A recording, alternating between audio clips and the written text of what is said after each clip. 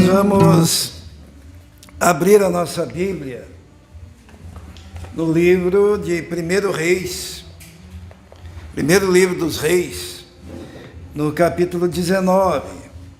A semana passada Deus nos deu uma mensagem sobre o profeta Elias. Depois, na sexta-feira de oração, Deus nos deu uma mensagem sobre o profeta Elias. E hoje, domingo, nós vamos pensar um pouquinho ainda sobre o profeta Elias, né? Então, no capítulo 19, a partir do primeiro versículo, todos encontraram? Primeiro livro dos Reis, capítulo 19, a partir do primeiro versículo. Amém? Amém. Todos despertos?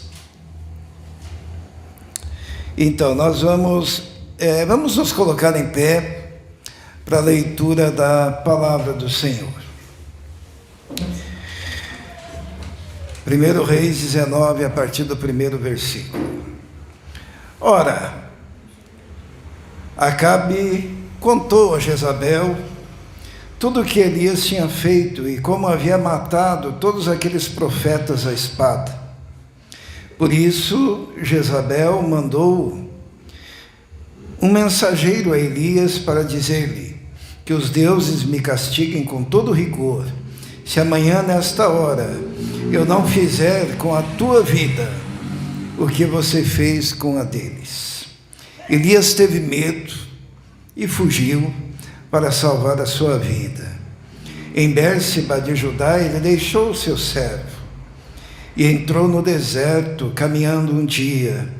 Chegou a um pé de giesta, sentou-se debaixo dele e orou, pedindo a morte. Já tive o bastante, Senhor. Tira minha vida, não sou melhor do que os meus antepassados. Depois se deitou debaixo da árvore e dormiu. De repente, um anjo tocou nele e disse: levante-se, coma. Elias olhou ao redor e ali, junto à sua cabeça, havia um pão assado sobre brasas quentes e um jarro de água. Ele comeu, bebeu e deitou-se de novo. O anjo do Senhor voltou, tocou nele e disse: levante-se, coma, pois a sua viagem será muito longa. Então ele se levantou, comeu, bebeu. Fortalecido com aquela comida, viajou 40 dias e 40 noites, até chegar a Horebe, monte de Deus. Ali entrou numa caverna e passou a noite. E a palavra do Senhor veio a ele: o que você está fazendo aqui, Elias? Vamos orar. Senhor, dependemos do Senhor para que possamos compreender, para que possamos ouvir a Tua voz.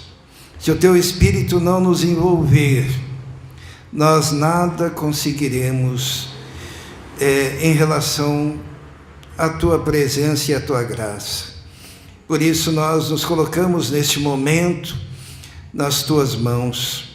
Pedimos que o Senhor abra os nossos ouvidos, abra os nossos entendimentos, ó Deus, capacite-nos, ó Deus, para reconhecer tão somente a Tua voz. Nós te pedimos isso, em nome de Jesus. Amém. Os irmãos podem se assentar. A semana passada parece que era outro Elias, né? A semana passada o Elias chega diante de Acabe e diz: olha, pela minha palavra não vai chover e nem vai ter orvalho.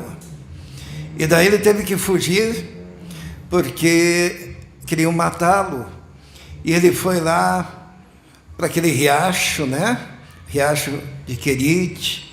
Foi alimentado por corvos, depois foi para a casa da viúva.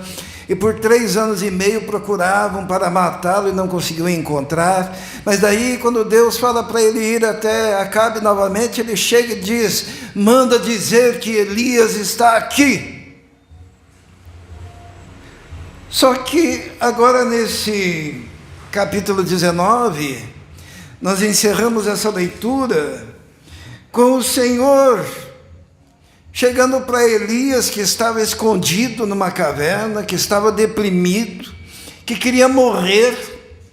E é Deus agora que fala com ele e diz assim: Elias, o que você está fazendo aqui? Que diferença, né? Aquele Elias ousado, que dizia: diga que Elias está aqui, e confrontava Acabe, confrontava Jezabel, matou os profetas de Baal, 400, naquele desafio que desceu fogo do céu. Mas agora ele, de repente, diz a palavra de Deus que Acabe falou para Jezabel o que tinha acontecido. Jezabel disse: olha, amanhã nessas horas,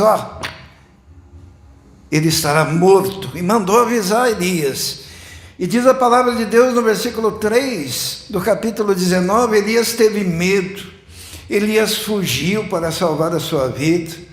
Em Bérseba de Judá, ele deixou o seu servo, ele se isolou, ele ficou sozinho sem o seu servo, caminho de um dia, chegou ao pé de uma giesta, de uma árvore, deitou-se, pedindo a morte, e disse para Deus: Senhor, tira a minha vida, porque para mim já basta. Eu não sou melhor do que os meus antecessores, eu não sou melhor do que os meus antepassados.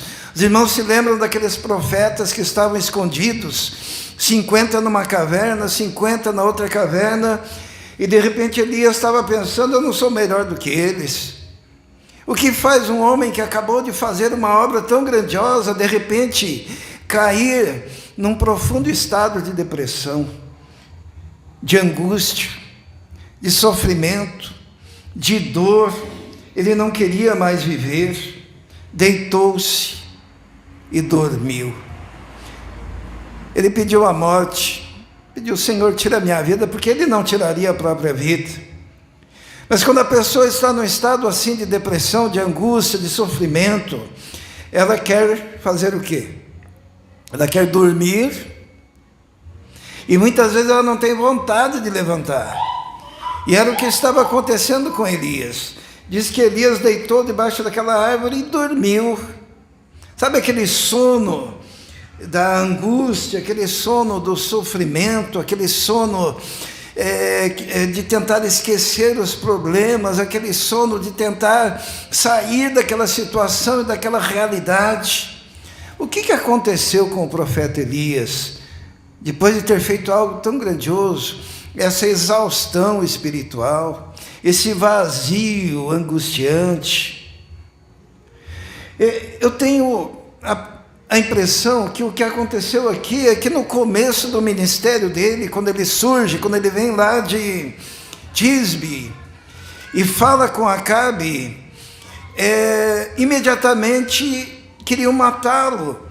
E daí, depois que ele faz toda aquela obra grandiosa que ele fez, e ele pensa no seu coração: olha, os profetas de Baal foram derrotados, o povo percebeu que o Senhor é Deus, o altar foi reconstruído, tudo será diferente. Mas nada mudou, porque se no começo da história queriam matá-lo, agora, depois de 3 anos e meio, ele recebe uma mensagem dizendo: você vai morrer, nós vamos matá-lo. Sabe quando parece que nós estamos andando em círculos? Quando parece que nós tivemos uma vitória na nossa caminhada, mas de repente a impressão que dá é que nós voltamos ao ponto inicial. E se lá no ponto inicial tinha gente querendo matar a gente, agora nesse momento, 3 anos e meio depois, parece que tudo voltou a ser como era, e parece que aquela obra tinha que ser recomeçada e tinha que se fazer tudo de novo. Aquilo foi pesado para Elias, e ele, na sua angústia, na sua dor, ele ficou tão exausto e pediu para o Senhor: Senhor, tira a minha vida, porque eu não sou melhor do que todos estes que estão por aí. E ele sentiu-se só, porque ele diz ao Senhor: só eu sobrei de todos os profetas do Senhor. Depois ele descobre que não é bem assim. Mas o que importa é que naquele momento ele sentia-se absolutamente só. Absolutamente só. Eu não sei quantos aqui já passaram por isso, né? Por essa situação de se isolar, a situação de deitar na cama, chorar, e não querer pela manhã se levantar, não ter força para as suas atividades normais e dizer: Senhor, eu não sou melhor do que o resto dessa população, eu não sou especial de forma nenhuma, embora eu seja filho teu, eu não me sinto alguém habilitado, capacitado para este momento. Existem momentos na vida que nós passamos por essas crises, por essas dificuldades. Elias era um homem sujeito às mesmas paixões que nós. Por isso que ele é um exemplo para nós. Mas é muito interessante o método que Deus usou para arrancar Elias dessa situação de depressão, dessa situação de desânimo, dessa situação de sofrimento. Deus usou um método ali, e também é um método que Ele usa conosco, e que nós podemos aprender com o método de Deus, a recebermos a restauração, mas a também concedermos aos outros que estão em depressão, em sofrimento, em tristeza profunda também, a possibilidade de serem recuperados de uma condição assim. Qual foi o método de Deus para restaurar o coração do profeta Elias? É isso que nós vamos ver brevemente hoje. Então eu peço que os irmãos abram em 1 Reis 19, versículo 5. Diz assim a palavra de Deus. 1 Reis 19, 5. Depois se deitou debaixo de uma árvore e dormiu. De repente um anjo tocou nele e disse: levante-se e coma. Elias olhou ao redor, e ali junto à sua cabeça havia um pão assado sobre brasas quentes e um jarro de água. Ele comeu, bebeu e deitou-se de novo.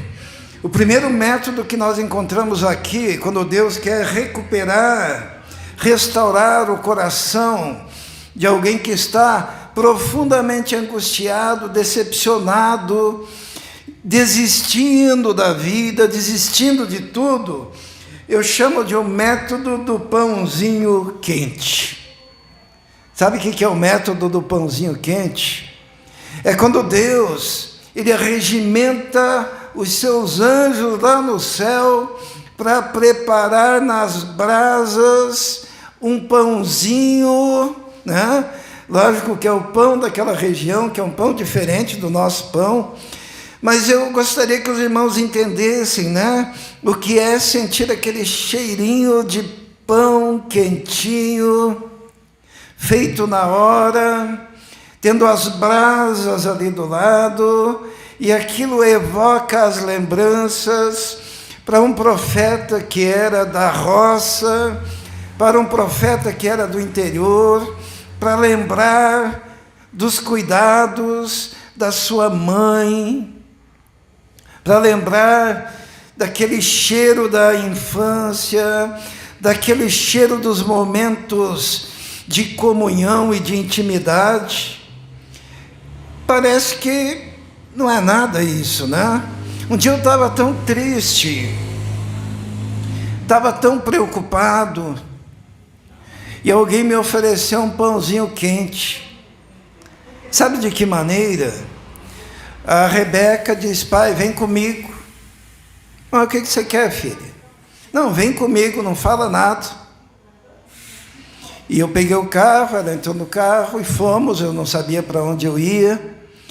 Mas ela disse: pai, eu te trouxe aqui, ó, porque eu quero te dar um pastel, né? Aquele era o pãozinho quente. Sabe, ela não imagina como aquilo tocou profundamente no meu coração, um gesto de amor, um gesto de carinho, um gesto de bondade. Pensar que aquele profeta estava ali querendo a morte, e Deus se preocupa em alimentar aquele profeta, em evocar as suas lembranças, porque eu, quando penso na minha mãe, eu lembro de bolinho de chuva que ela fazia, né? Esses dias havia uma visita para fazer aqui na igreja, e eu chamei todos para que viessem, e de repente surgiu um problema para um, problema para outro, nem todos puderam vir, acabou indo bem pouca gente para aquela visita tão importante. Eu fiquei triste, e quando eu chego naquela casa, eu olho naquele canto, a mulher tinha preparado macarrão caseiro. Eu olhei aquele macarrão caseiro que ela fez para nós, e eu lembrei de quem? Eu lembrei da minha mãe, que faz macarrão caseiro, né? Com todo aquele cuidado.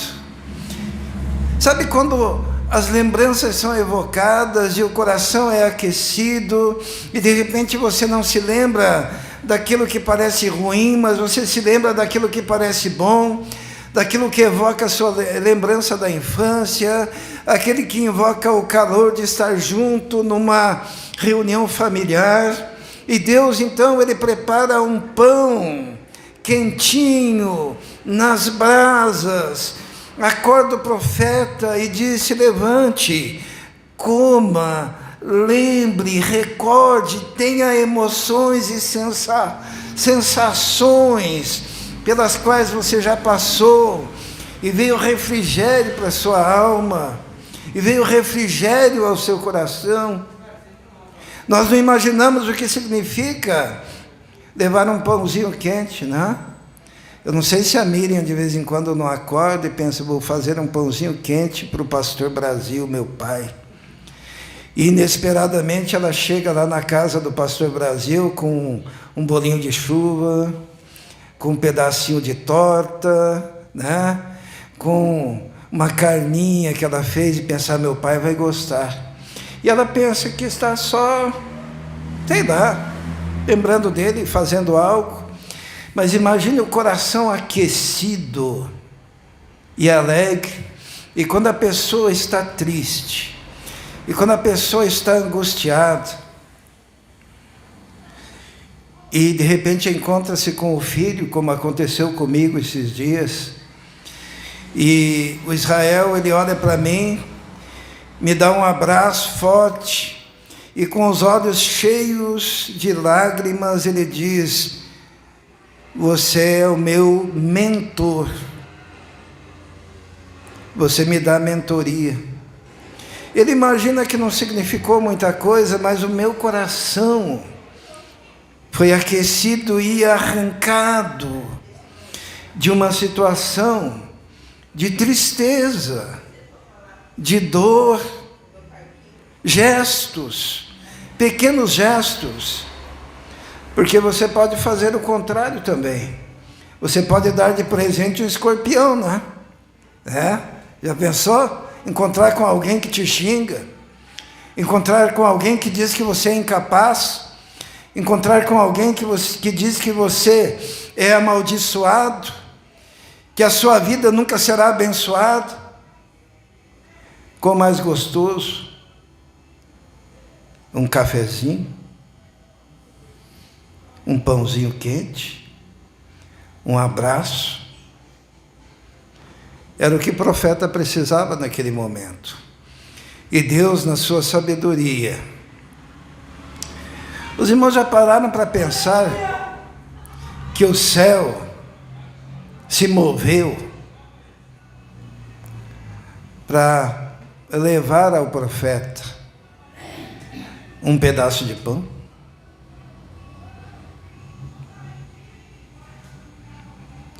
Valorizando as pequenas coisas.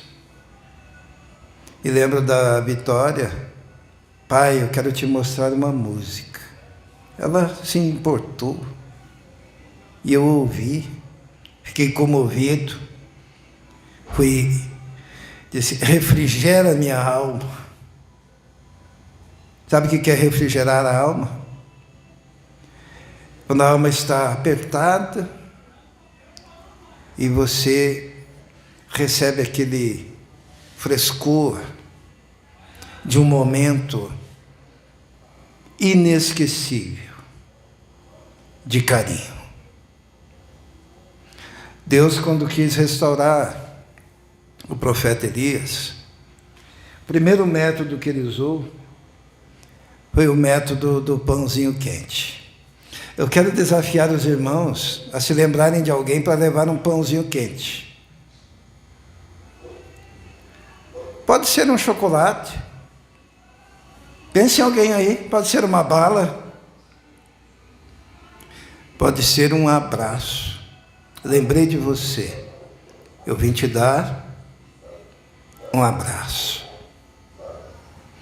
E talvez seja o início da recuperação de alguém. Esse anjo, é interessante que ele foi praticamente uma mãe, né? Porque, olha bem o que diz ali no versículo 5. Depois se deitou debaixo da árvore e dormiu. De repente um anjo tocou nele e disse, levante-se, coma.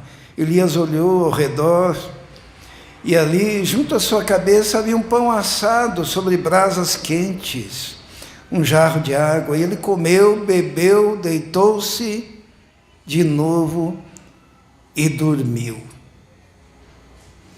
Come, se alimente. No versículo 7, o anjo do Senhor voltou, tocou nele e disse, levante-se, coma, pois a sua viagem será muito longa. Então ele se levantou, comeu e bebeu. Vai lembrar minha mãe, né? Não é isso? Israel, levanta, vem comer. Ele morou lá, né, uns dias. Daí ele termina de comer, deitou, dali a pouco está ela chegando, fiz uns bolinhos. Não é assim? E como é que você se sentia? Né? Quer coisa melhor? A pessoa sendo arrancada muitas vezes, não era o caso, creio, mas de um sentimento de não ter valor, e de repente alguém te valoriza. Porque não são coisas grandiosas que valorizam. Pãozinho quente, uma fogueira, alguém preocupado com você, que disse, levante, seja forte, porque você tem uma caminhada.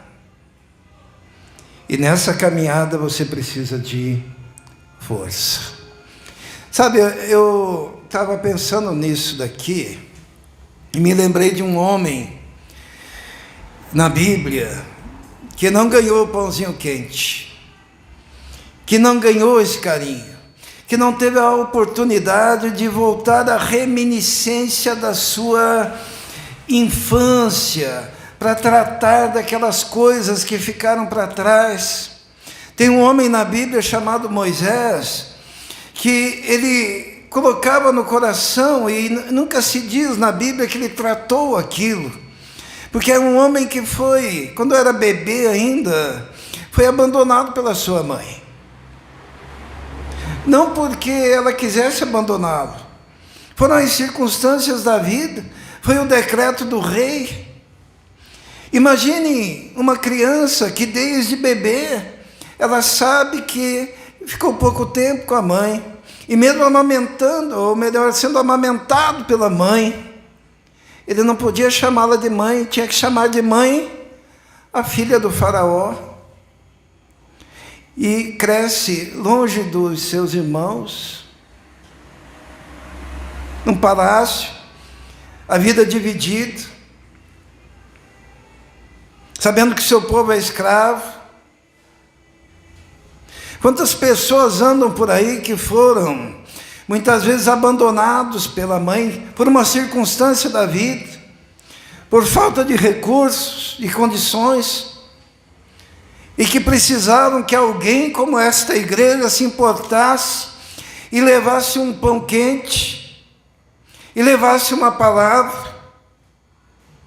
Moisés foi um homem assim que cresceu de forma muito dura, daí no palácio. Ele sabia que aquele não era o lugar dele, mas o lugar dele era entre os escravos, mas ele estava lá, o coração era dividido. E um dia ele foi defender os escravos e acabou matando um egípcio. Só que os seus irmãos escravos o denunciaram, ele teve que fugir. Ficou 40 anos longe no deserto, lá de Midian, cuidando de ovelhas. Depois Deus diz assim: volte. E ele volta. E ele conduz o povo.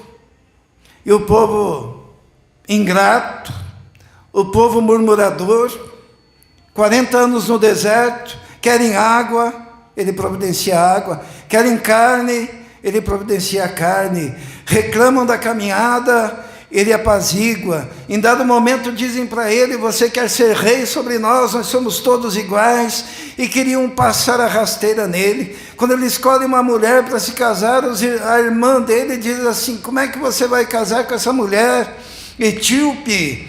E foi contra o casamento. E ele guardando o sofrimento no coração, e naquela caminhada no deserto, ele nunca foi tratado. E um reclamava daqui, e um exigia de lá, e um dizia que era melhor ser escravo e voltar para o Egito, e outro dizia: olha, você nos vai fazer morrer nesse deserto. E ele guardando aquilo no coração, até que num dado momento, mais uma vez, o povo pede água, e Deus fala assim para ele: fale com a rocha novamente. Da primeira vez ele encostou na rocha, mas da segunda vez era para falar com a rocha. E na sua ira, que nunca foi tratada, ele pega o seu cajado, e ele grita e diz: vocês querem água? Vocês querem água, povo? Então, e com a sua ira ele arrebenta com força, batendo 2 vezes na rocha: bebam água, seus murmuradores.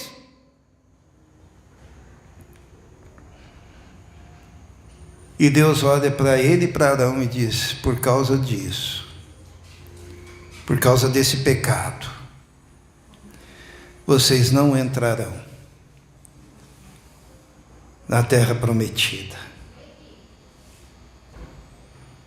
Não foi tratado, não teve um pãozinho quente, não teve um afago no coração. Era a gente resmungando de manhã, de tarde e de noite, blasfemando.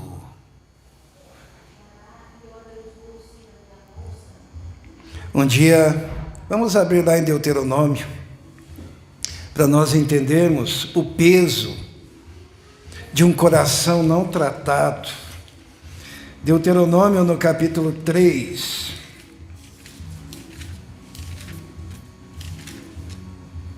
Deus já tinha dito que ele não ia entrar na terra prometida por causa da sua ira, por causa daquelas coisas que ele guardou no coração por tanto tempo. Deuteronômio capítulo 3, versículo 23 diz assim: naquela ocasião, é Moisés falando, tá? Naquela ocasião implorei ao Senhor: ó soberano Senhor, tu começastes a mostrar ao teu servo a tua grandeza e a tua mão poderosa, que Deus existe no céu ou na terra que possa realizar as tuas obras e os teus feitos poderosos. Deixa-me atravessar, eu te suplico, e ver a boa terra do outro lado do Jordão, a bela região montanhosa e o Líbano. Todavia, por causa de vocês, povo, o Senhor irou-se contra mim e não quis me atender. Basta, ele disse, não me fale mais sobre isso. E Deus diz para ele: suba no monte e veja de longe. É a única coisa que você vai conseguir. Por quê? Porque o coração não foi tratado. Faltou um pãozinho quente, faltou um afago, faltou uma oportunidade de abrir o coração e permitir que o Espírito Santo aliviasse as suas tensões. E quando isso chegou no limite, ele arrebenta a rocha de ira, de raiva daquele povo. Se tem uma coisa que nós devemos aprender no que diz respeito a sairmos da depressão, do sofrimento, da dor, é permitirmos a ação de Deus no nosso coração, para limpar o nosso coração, para sarar as mágoas, os ressentimentos, permitir que Deus mande o anjo, mas eu vou além. Permita-se ser o anjo, o mensageiro que Deus envia. Existem pessoas que estão esperando só você aparecer com brasas e um pão e uma palavra de amor, de estímulo. Você não é um capacho porque você manifestou amor sobre alguém que está sofrendo. Diz a palavra de Deus que o segundo método que Deus usou para restaurar o profeta Elias, vamos voltar lá em 1 Reis, no capítulo 19, diz assim, no versículo 8, depois que ele se alimentou do pãozinho, 1 Reis 19, 8, então ele se levantou, comeu, bebeu, fortalecido com aquela comida, viajou 40 dias e 40 noites, até chegar a Horebe, monte de Deus, e ali entrou numa caverna, e passou a noite. E a palavra do Senhor veio a ele: o que você está fazendo aqui, Elias? O segundo método que Deus usou é o método de oportunidade de ficar só. Sabe, todas as questões na vida da gente, a gente trata entre nós e Deus. E quando Deus quis restaurar o coração do profeta, fez o profeta andar 40 dias e 40 noites em direção ao Monte Horebe, que é o mesmo Monte Sinai, que era o lugar da história que ele bem conhecia, que era o lugar das manifestações de Deus e do seu poder. E Elias ia caminhando naquela direção no deserto, 40 dias, sozinho, podendo falar com Deus, podendo ouvir a voz de Deus, podendo buscar a Deus, podendo chorar naquela caminhada, na direção do Horebe. Sabe, é muito importante os momentos a sós com Deus. Essa caminhada de 40 dias e 40 noites, ela bem representa aquilo que Jesus fala que nós devemos, em dados momentos da nossa vida, nos isolarmos, nos colocarmos diante do Senhor. Quando Deus impediu Moisés de entrar na terra prometida, Deus falou para Moisés: Moisés, agora vai até aquele monte, o Monte Pisga, sozinho. Porque ali eu tratarei contigo. E você verá de longe o cumprimento de tudo aquilo que você almejou a vida toda, mas que você não iria participar. E sabe, Moisés, ele já estava com 120 anos. Acho que ele demorou muito para tratar o coração dele, né? Deus olhou para ele e disse assim: agora não tem mais tempo. Vamos capacitar o seu sucessor, Josué. Você verá de longe, mas Josué entrará. Mas antes disso, suba ao monte, sozinho. Tem uma caminhada na vida da gente que a gente tem que fazer sozinho. É muito fácil você depender sempre dos outros, você não ter a capacidade de ter aquela intimidade. 40 dias andando, imagine. E ele entra numa caverna, e naquela caverna Deus fala para ele: Elias, o que você está fazendo aqui? E é a oportunidade da reflexão. E daí ele conversa com Deus, ele diz: olha, Senhor, eu sou o único que sobrou. Deus diz: não, ainda tem 7.000. Eu não sou melhor do que os meus antecessores, mas Deus o havia chamado. E a palavra de Deus diz que Deus mandou um vento forte, mas Deus não estava no vento. Mandou um terremoto, mas Deus não estava no terremoto. Mandou um fogo, mas Deus não estava no fogo. E daí veio o murmúrio de uma brisa suave.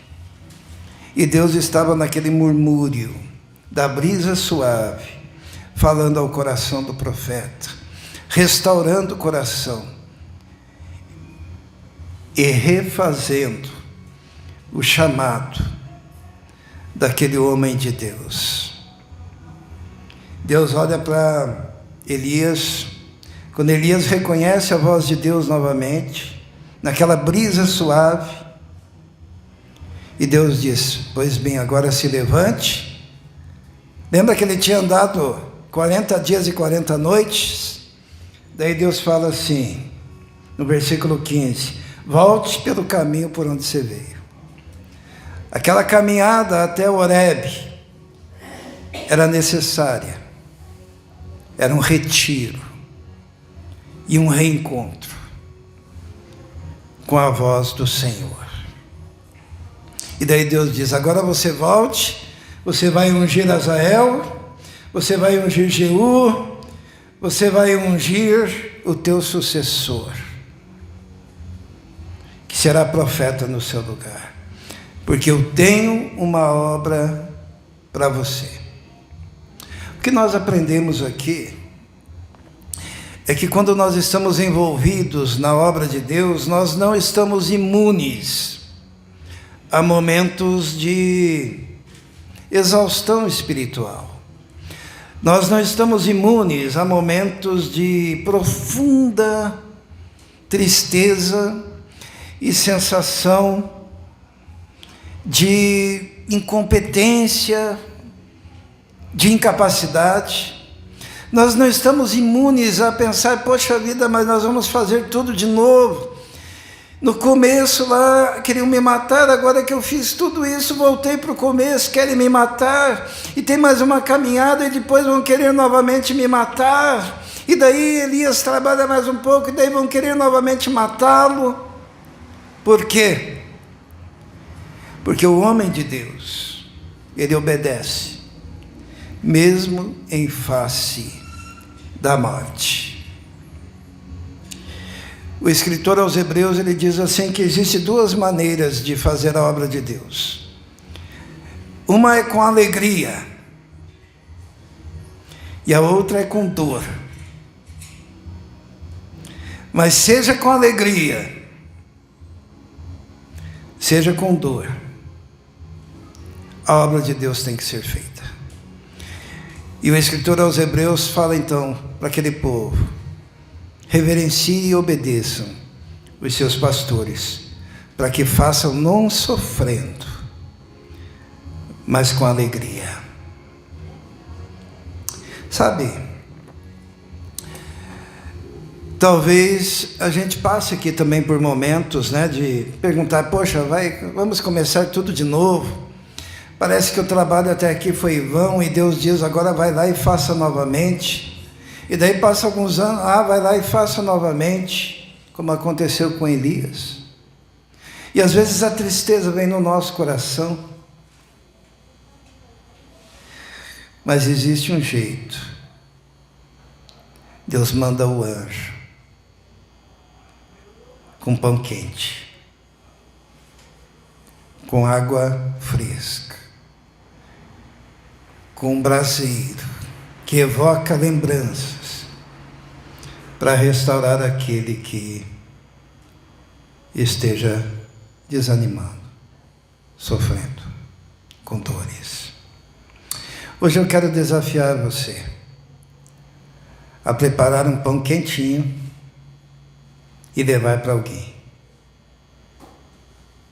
na intenção de fazer o papel do mensageiro de Deus, do anjo, que quer abençoar alguém, que quer restaurar alguém da sua dor, do seu sofrimento. Vamos orar. Senhor, obrigado, Senhor, pela sua palavra. Obrigado pela oportunidade de podermos olhar, Senhor, as Escrituras e encontrarmos princípios nas Escrituras simples, mas que saem direto do teu trono, do trono de graça. Obrigado porque podemos aprender contigo. Talvez tenhamos hoje, Senhor, pessoas que precisam de um afago, de um carinho. Talvez, ó Deus, tenhamos pessoas que o Senhor esteja chamando para ir até alguém, para abençoar alguém e arrancar alguém da tristeza e da dor. Mas que o teu Espírito soberano esteja sobre todos nós, para que nós possamos compreender, Senhor, o teu propósito. Em nome de Jesus. Amém.